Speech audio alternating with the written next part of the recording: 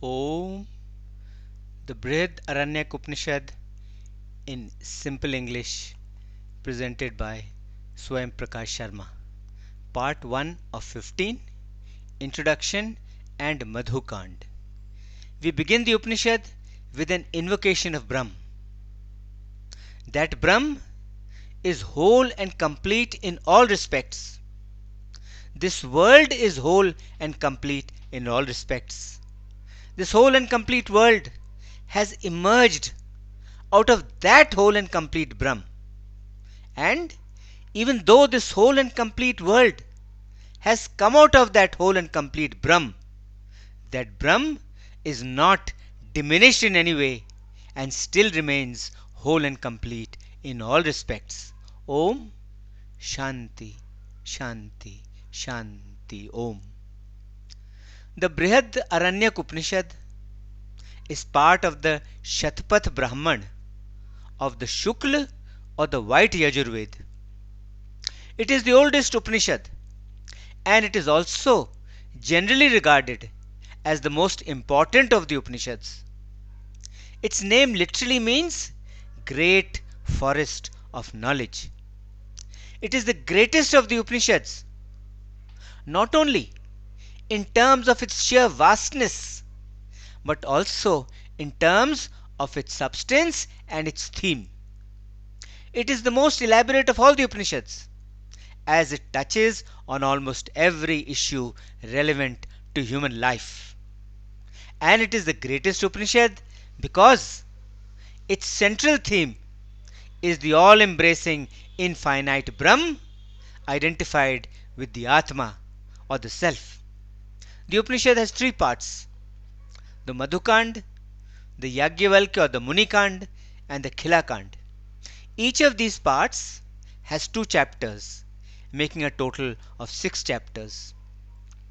The Upanishad deals with the teaching of the basic identity of the individual and the universal self, with the different modes of worship and meditation, and with the 3 stages of religious life, beginning with the stage of Shravan, that is the stage of listening to the teaching, followed by the stage of Manan, which is the stage of logical reflection on that teaching, and ending with the stage of Nidhi Dhyasan, that is ending with the stage of contemplative meditation. The Upanishad looks at reality as being beyond description and at the nature of reality as being infinite and full of conscious bliss. Human beings are looked upon as the synthesis of the organ of speech, of the mind, and of the cosmic energy of pran, of breath, along with the twin opposing cosmic desires to both unite as well as to remain separate and different. While in the microcosm, that is at the level of the human body, the cosmic energy seeks to integrate the various sensations such as sound, smell, and sight within the human body itself.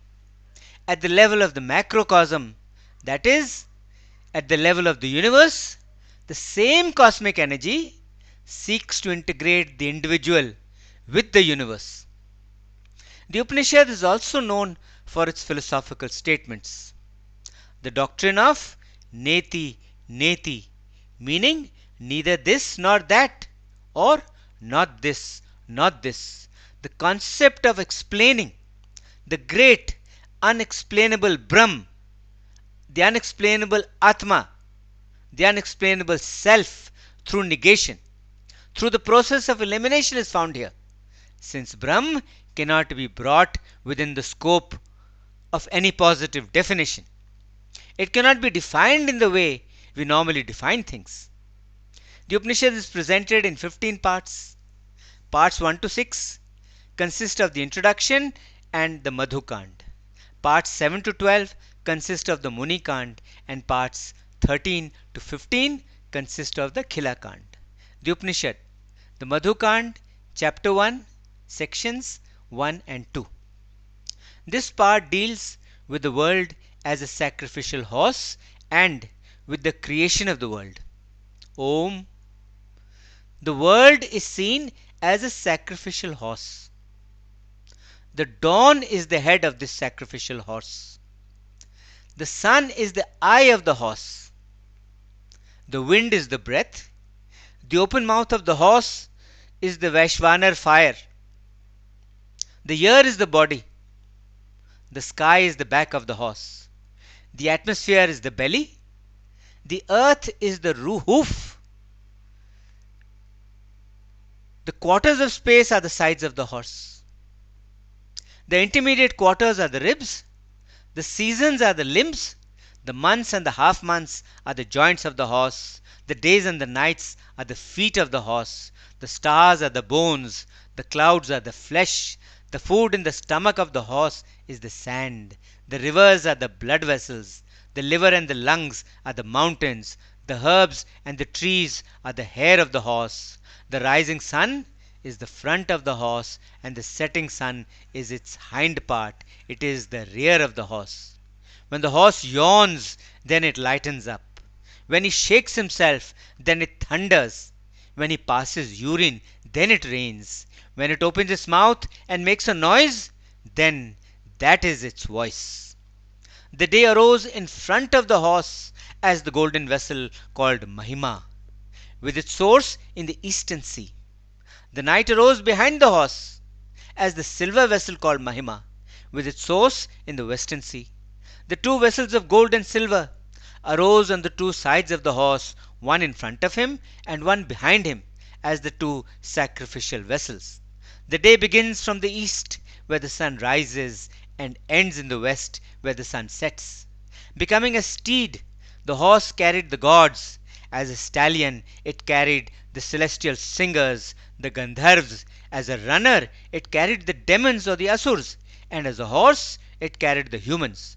The Supreme Self or the sea is both its place of rest, its stable, as well as its source. In the beginning, there was nothing whatsoever here. Nothing existed. Everything was covered by death or by hunger. For hunger is death, is Hiranyagarbha, the golden seed from which everything is born. He created the mind, thinking, let me have a self. Let me develop a world of both conscious and unconscious objects. Then he moved about worshipping. From him who was thus worshipping, bright water in the form of fire was produced. He thought, while I was thus worshipping, this bright water appeared. Therefore, this bright water is called Ark, meaning fire. And water or happiness certainly comes to the one who in this way knows the reason why water is called Ark.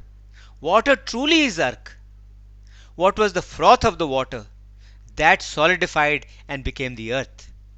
After the earth was produced, he rested on it and practiced austerity.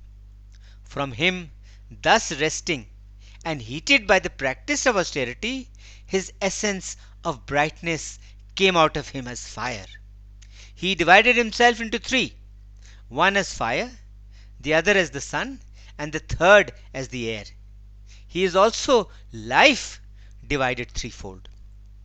The eastern direction is his head. His arms are his left and his right side.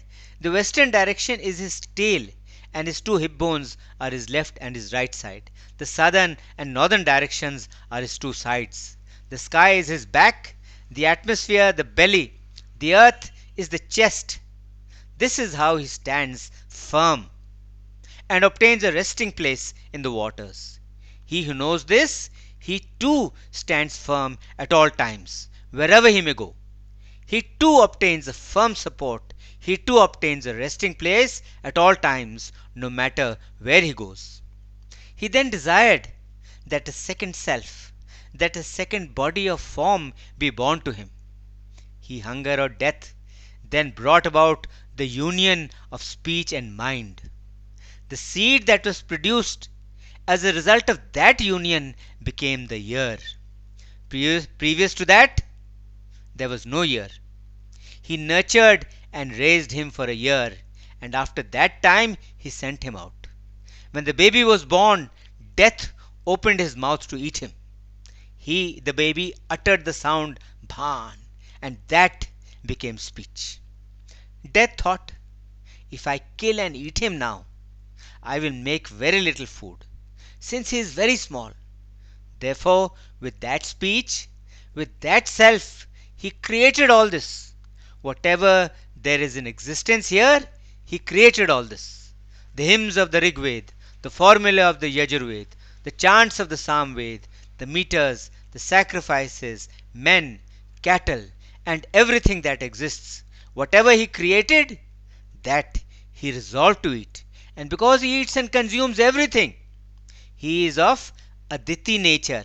His nature is to consume and eat everything, and therefore he is called Aditi, and therefore he is called Death. He who thus knows the Aditi nature of Aditi, he becomes an eater of everything here, and everything becomes food for him. He desired to sacrifice again, this time with greater sacrifice. He rested and again practiced austerity.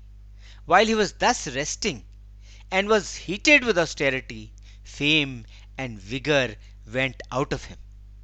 The vital breaths truly are fame and vigour.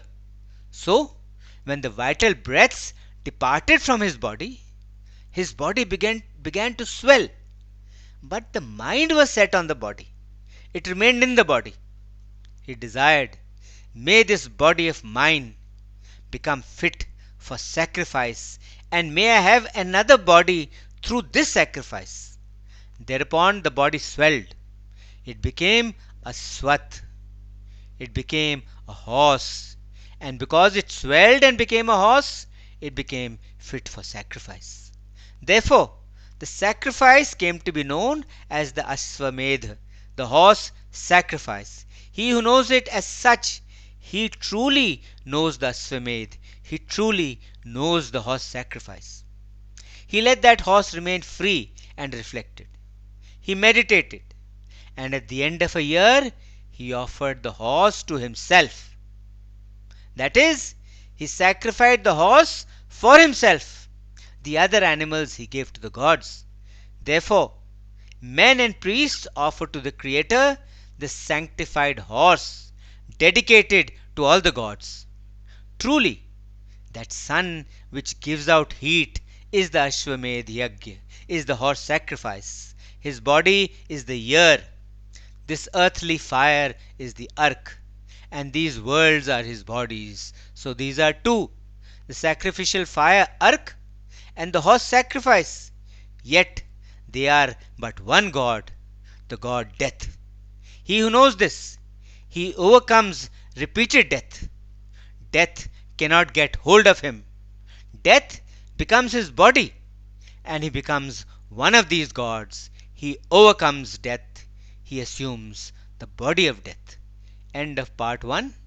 Om Shanti Shanti Shanti Om.